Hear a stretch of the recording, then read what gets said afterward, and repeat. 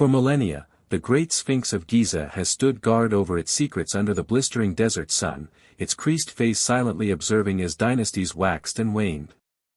Archaeologists, explorers, and mystics have long conjectured that there must be something hidden in its great body of limestone. Whispers told of hidden passages, lost libraries, or even treasure buried beneath its paws. But for thousands of years, these were only tantalizing rumors. No one had the evidence, until now. The arrival of new scanning technologies brought a shift. What was once theory is now fact. A secret chamber lies deep beneath the monument, and its content stunned even the most experienced experts. The find is rewriting what we believed we knew about Egypt's history, and to many, the reality is worse than ever imagined. If this kind of story touches your heart, if you're someone who cares about truth, responsibility, and speaking up for the voiceless, please like this video, subscribe to our channel Spark Science, and share it with someone who should hear it. Let's get started. The Sphinx in its present form is not only a monument but a riddle chiseled into rock. 66 feet tall and 240 feet long, standing on the Giza plateau next to the towering pyramids like a sentinel of immortality, its eyes are cast toward the east toward the rising sun, as if it is observing time itself move along the horizon.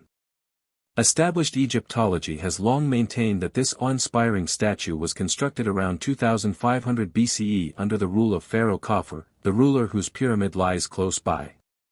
This traditional timeline had the Sphinx being carved straight out of bedrock as a guardian figure, perhaps even with Khafre's image, standing guard over Egypt's old kingdom necropolis.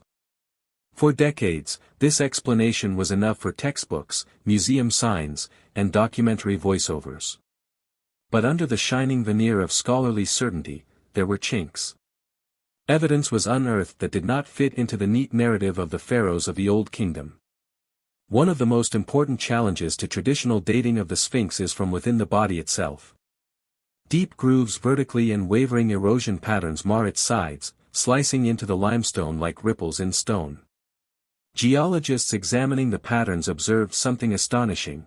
They bear striking similarities to water erosion created by extended, intense rainfall. But this is a problem. The Giza Plateau did not have prolonged wet, rainy weather for thousands of years, not since the close of the last ice age, roughly 10,000 BCE. If the Sphinx does exhibit evidence of such erosion, then it would have been carved much earlier than Khafre ever existed on this planet, maybe thousands of years before the traditional timeline. This adjustment would put its building in the era when, in Orthodox history, humankind had no great civilizations, no sophisticated tools, and no way to carve such monuments. The stakes are mind-boggling. Either books on history are in error, or some kind of advanced, lost civilization existed prior to the emergence of pharaonic Egypt. This argument regarding the age of the Sphinx has fueled aggressive wars of words between conventional academics and alternative theorists. Proponents of an older Sphinx refer to geological data, photos of patterns of erosion, and even core samples taken from the site. Critics counter that the patterns might be the result of wind or other natural weathering patterns. But the question won't go away, particularly now that ground-penetrating radar and seismic imaging have discovered something else: man-made cavities under the monument. If artifacts older than the pyramids themselves are found within these secret chambers, evidence of a lost civilization would be irrefutable. For millennia, the Sphinx kept its secrets well buried under piles of sand. Most ancient travelers saw only its head, its giant body entombed up to the neck. Some accounts mentioned it hardly at all, as if it were a half-remembered shadow of a time already old to them. Napoleon's invasion of Egypt in 1798 brought the Sphinx to European science. Artists drew it, engineers surveyed it, and scholars argued about where it came from. Still, even then, most of the monument was buried in the sands of the desert. Initial efforts at the time to unearth it, like Captain Giovanni Battista Caviglia's efforts in 1817, uncovered more of its torso but could not prevent the sands from filling in nearly as fast as they were scooped out. It was not until the 1920s that a complete excavation finally uncovered the monument in all its glory. For the first time in millennia, the world could behold the crouching lion face with human features, its huge paws outstretched, its sheer magnitude awe-inspiring. But with wonder came enigma. While digging, the excavators observed unusual openings and sealed passages within and around the base. There were some tunnels that appeared intentionally blocked by stone slabs. Contemporary notes refer to such features, but they were never explored systematically. Were they structural details or intentional efforts to block secret chambers? This remained a question, and the fascination of secrets in store increased. Myths of secret vaults and buried wealth abounded, captivating scholarly imagination as well as popular fancy. The construction of the Sphinx is yet another mystery. Carved from a single block of limestone bedrock, the statue's accuracy cannot be explained. Egyptologists assert the builders used copper chisels and stone hammers, but copper is too soft to readily carve hard limestone. How, then, did the ancient people craft such smooth curves and sharp edges? Did they have lost techniques or tools made from harder material now lost to us? Even more puzzling is the Sphinx's orientation. Pointing due east, it meets the rising sun on the equinox with mind-boggling accuracy. It would have taken advanced astronomical know-how and centuries of observation to achieve an orientation of this nature. Was the Sphinx possibly more than just a guardian statue? Some speculate that it was an observatory, oriented to the constellation Leo millennia ago, indicating a cosmic era in stone. Others suggest even more bizarre theories, that the Sphinx and pyramids were elements of an ancient power grid. There is another enigma in its proportions. The head of the Sphinx looks too small next to its enormous body. Others think that the head was deliberately recarved in ancient times, maybe to remove an earlier face. If that is true, whose face did the Sphinx once have? A pharaoh, a lost king, or something less than human? Questions abound but no answers come.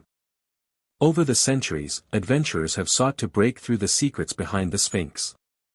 In 1837, British explorer Howard Vyse made a hole in the head of the statue in the hope of discovering chambers, but discovered only solid rock. In the 1980s, digs revealed tunnels close to its hind legs, some of which were filled with water. Other shafts closed off abruptly or were blocked by huge stone slabs. Whispers circulated that Egyptian officials covered up some of the findings, limiting permits or playing down such anomalies reported by radar. Was this mere bureaucracy, or a concerted attempt to conceal something groundbreaking? But evidence continued to accumulate. Geophysical radar toward the latter half of the 20th century indicated geometric hollows under the Sphinx, voids too symmetrical to occur naturally. One of the rooms under its paws was almost 30 meters long, with glossy, completed walls indicated by the scan results. There were rumors leaked by microdrones that had found strange air composition in one void, as if it had been closed tight for thousands of years. The consequences were sinister.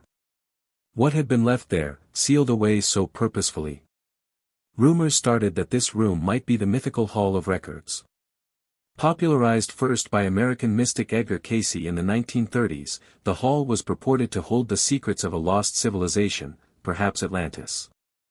Refugees from the lost world, Cayce asserted, escaped to Egypt and buried their knowledge in a chamber under the paw of the Sphinx. For decades, the notion was scoffed at as fantasy. But when radar scans revealed rectangular anomalies exactly where Cayce predicted, the fantasy began to look disturbingly real. Could the chamber hold ancient texts, maps of lost continents, or technology beyond our comprehension? Not all possibilities are comforting. Some experts fear the chamber may hold dangers, ancient pathogens sealed away, toxic compounds, or traps designed to deter intruders.